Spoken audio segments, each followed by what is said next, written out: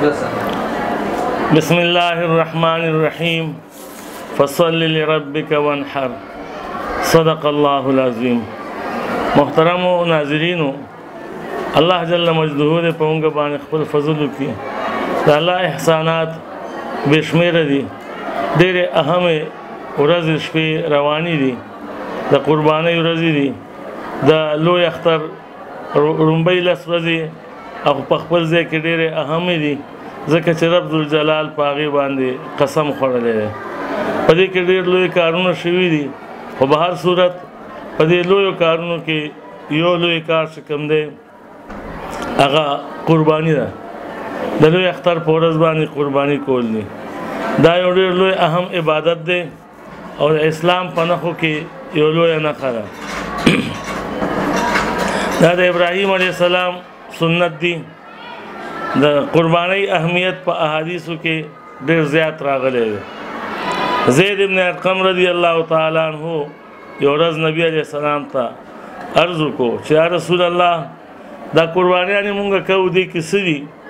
حضور علیه السلام وفرمایل دا ستاسو د پلار د حضرت ابراهیم علیه السلام سنت او طریقه ده.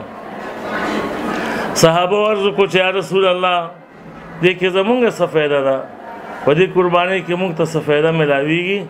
نبی علیه الصلاۃ والسلام وفرمایل چې تاسو کوم ځناور حلالوئ د هغې د هر ویښته په بدل کې تاسو ته یو نیکي میلاویږي.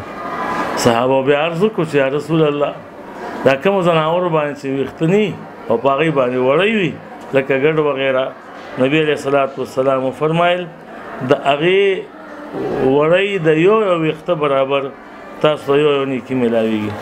محترمو ناظرینو او اوریدونکو، غور کول پکار دي چې دې نه لوی ثواب او نیکي کومه یو کیدی شي چې قربانۍ په یو ویښته باندې په هغې باندې موږ ته لکونه نیکیانې میلاویږي. که چېرې انسان کوشش شروع کړي چې زه د ځناور په دې څرمن باندې څومره ویښته دي یا وړۍ کې څومره تارونه دي شمېرل غواړي، نو زما په خیال ډېر وخت به پکې تیر شي، خو دا شمېر به څوک پوره نه کړی شي. الله پاک ډېر لوی ذات دی. الله پاک موږ له دا نیکیانو موقع راکوي.